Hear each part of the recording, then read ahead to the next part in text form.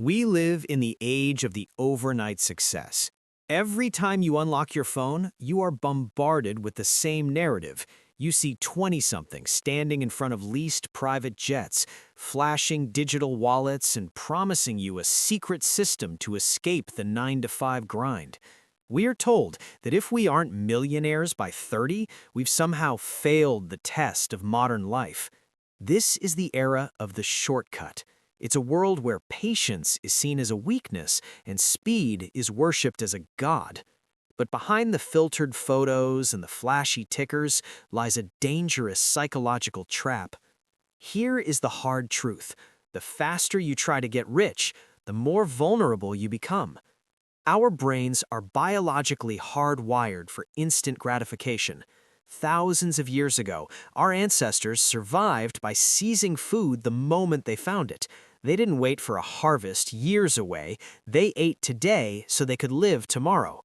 This survival brain was essential in the wild, but it is a disaster in modern finance. Today, this instinct is being exploited by a predatory attention economy.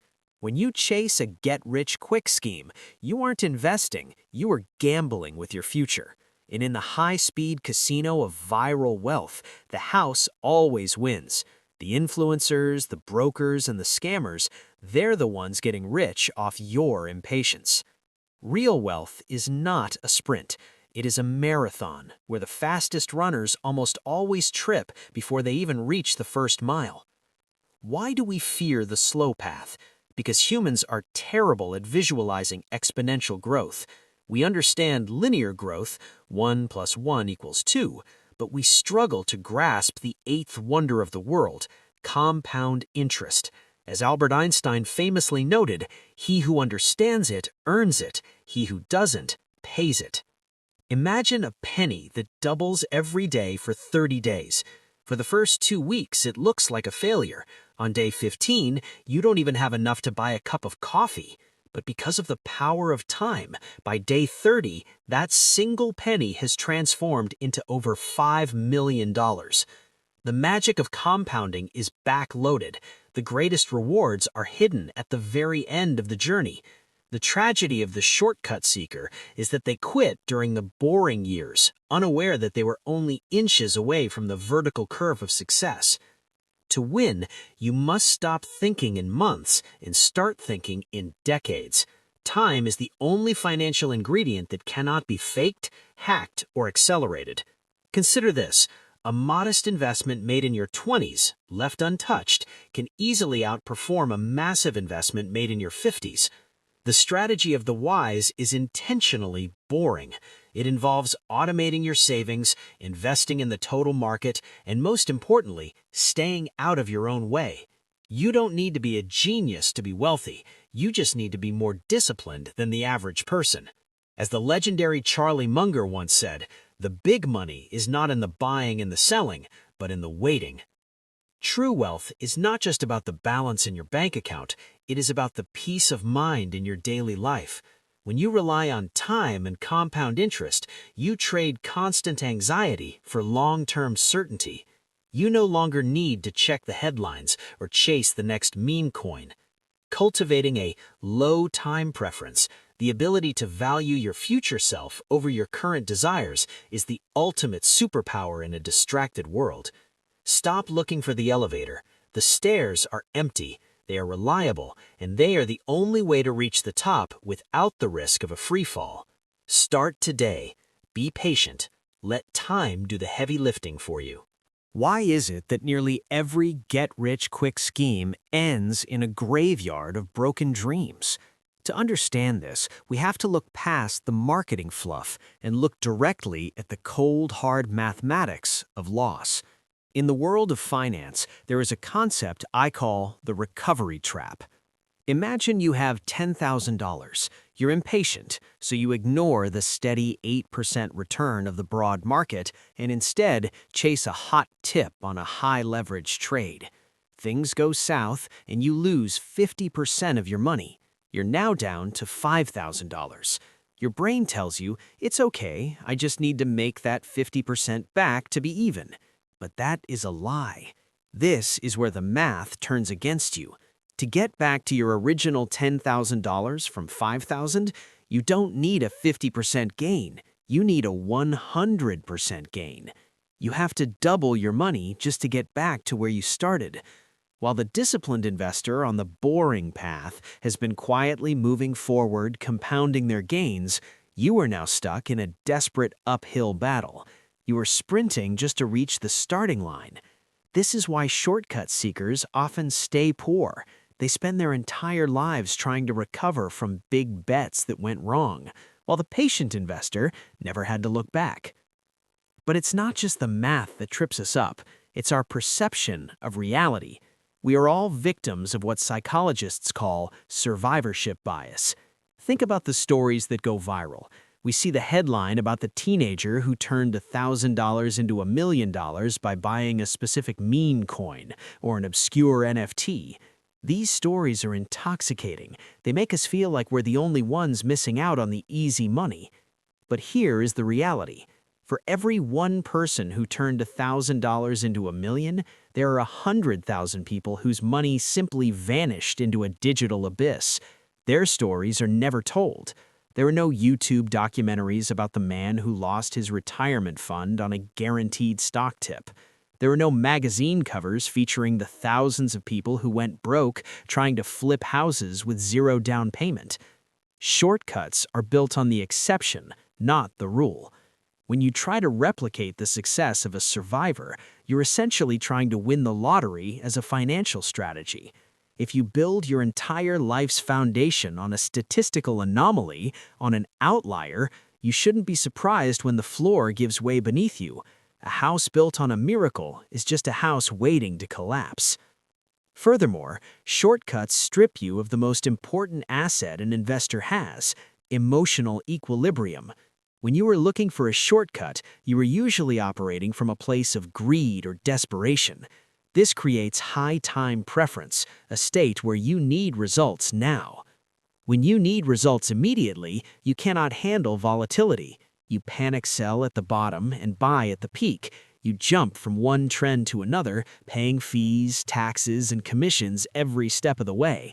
By the time you realize the shortcut was a dead end, you've not only lost your capital, you've lost the most precious resource of all, the years you could have spent compounding. The person who accepts that wealth takes decades is actually the one who gets there the fastest. Why? Because they only have to build their wealth once. They don't have to keep restarting from zero. In the race between the tortoise and the hare isn't just fast, he's distracted. And in the world of money, distraction is the most expensive tax you will ever pay. We live in the era of the instant. Instant messaging, instant gratification, and the most dangerous of all, the expectation of instant wealth. Every time you open your phone, you are bombarded with images of 20-somethings standing in front of leased private jets, flashing crypto wallets, and promising a secret system to escape the grind. This is the shortcut trap. But here is the psychological truth. The faster you try to get rich, the more vulnerable you become. Our brains are hardwired for immediate rewards. This survival brain is being exploited by the modern attention economy. When you chase a shortcut, you aren't investing, you are gambling, and in the casino of high-speed wealth, the house always wins. Real wealth isn't a sprint, it's a marathon where the fastest runners often trip before the first mile. Why do most get-rich-quick schemes fail? It comes down to the math of recovery. When you take a high-risk shortcut and lose 50% of your capital, you don't just need a 50% gain to get back to zero, you need a 100% gain just to break even. While the person taking the boring path is slowly moving forward, the shortcut seeker is stuck in a cycle of devastating losses and desperate recoveries. We also suffer from survivor bias. We see the one person who turned $1,000 into $1 million on a meme coin. We don't see the 100,000 people whose money vanished. Shortcuts are built on the exception, not the rule. If you build your financial house on an exception, do not be surprised when it collapses. To understand true wealth, you must understand the eighth wonder of the world: compound interest. Imagine a penny that doubles every day. For the first 20 days, it looks like nothing. On day 20, you only have about $5,000. At this point, the person who chose $1 million in cash looks like the absolute winner. They are wealthy, and you are holding pocket change. But because of the exponential nature of compounding, the math shifts violently. By day 31, that single penny has turned into over $10 million. The magic of compounding is backloaded. The biggest gains happen at the very end. The tragedy is that most people quit in the first decade because they don't see the hockey stick curve yet. They feel like they're failing, when in reality, they're just in the silent phase of exponential growth. They quit right before the miracle happens. To win, you must stop thinking in months and start thinking in decades. Time is the only ingredient in wealth that cannot be faked, bought, or accelerated. Consider two investors. One starts at age 20 and saves for 10 years, then stops. The other starts at age 30 and saves for 30 years. Often, the one who started earlier ends up with more money even though they invested less total cash. The strategy is simple, yet it requires radical discipline. Automate your contributions, invest in broad markets, and most importantly, stay out of your own way. Wealth is generated not by trading, but by holding. As the greats say, the big money is not in the buying and the selling, but in the waiting. The ultimate goal of money isn't just a number, it's freedom. When you rely on time and compound interest, you trade anxiety for certainty. You no longer need to check the markets every hour or worry about the next big thing. Cultivating a low time preference, the ability to value your future self over your current desires, is the ultimate superpower. Stop looking for the elevator. The stairs are empty, they are reliable, and they are the only way to the top that doesn't end in a free fall. Start today, be patient, and let time do the heavy lifting for you. If you want to win the game of wealth, you have to change the clock you're looking at. Most people are playing on a month-to-month clock, worrying about rent, car payments, or this month's stock market fluctuations. But the wealthy play on a decade-to-decade clock. Time is the only ingredient in the wealth equation that cannot be faked, hacked, or accelerated. You can earn more money, you can find better tax breaks, but you cannot buy back a year of lost compounding. This brings us to a mathematical reality that often feels like a magic trick. Let's look at two investors, Amy and Chris. Amy starts at age 20. She invests $500 a month into a diversified index fund. She does this religiously for just 10 years, and then at age 30, she stops completely. She never adds another penny. Chris, on the other hand, waits until he's 30 to start. He realizes he's behind, so he invests $500 a month, not for 10 years, but for 30 years straight, until he's 60. Who ends up with more? Mathematically, Amy, who only invested for 10 years, often ends up with a larger nest egg than Chris, who invested for 3 times as long. Why? Because Amy's money had an extra decade to sit in the compounding machine. Those early years are the most powerful employees you will ever have. This is why the best time to start was 10 years ago, and the second best time is right now. But knowing this is different from doing it. The strategy itself is simple, yet it's incredibly difficult for the human ego to accept. The strategy has 3 pillars. First, automate your contributions. Do not rely on your willpower. Willpower is a finite resource that fails when you see a new gadget or a luxury vacation. Set up a system where your investment is taken out of your paycheck before you even see it. If you never see the money, you never miss it. Second, buy the whole haystack. Stop trying to find the needle, that one stock or one crypto coin that will go to the moon. Instead, buy low-cost index funds or ETFs that track the entire market, like the S&P 500. By doing this, you are betting on the collective ingenuity of the world's greatest companies. You don't need to be a genius, you just need to own the geniuses. Third, and most importantly, stay out of your own way. The stock market is a device for transferring money from the impatient to the patient. Most people fail because they try to time the market. They sell when things look scary and buy when things look greedy. They think they are being active investors, but in reality, they are just paying more fees and taxes while eroding their returns. Wealth is generated by the brilliance of your trades. It is generated by the boring act of holding. As the late Charlie Munger famously said, the big money is not in the buying and the selling, but in the waiting. You have to give your investments the right of way. You have to let them grow through recessions, through political turmoil, and through market crashes. In the strategy of decades, your job isn't to be a hero. Your job is to be a spectator. If you can master the art of doing nothing while your money works for you, you have already won the game. You are no longer chasing wealth. You are allowing it to grow toward you. What is the ultimate goal of your financial journey? If you answer $1 million, you might be missing the point. The ultimate goal isn't just a number in a bank account. It's freedom. It is the sovereignty over your own time. True wealth is the quiet, unshakable ability to ignore the noise. When you stop chasing shortcuts and start relying on the twin pillars of time and compound interest, you perform a profound trade. You trade constant anxiety for mathematical certainty. Think about the shortcut seeker.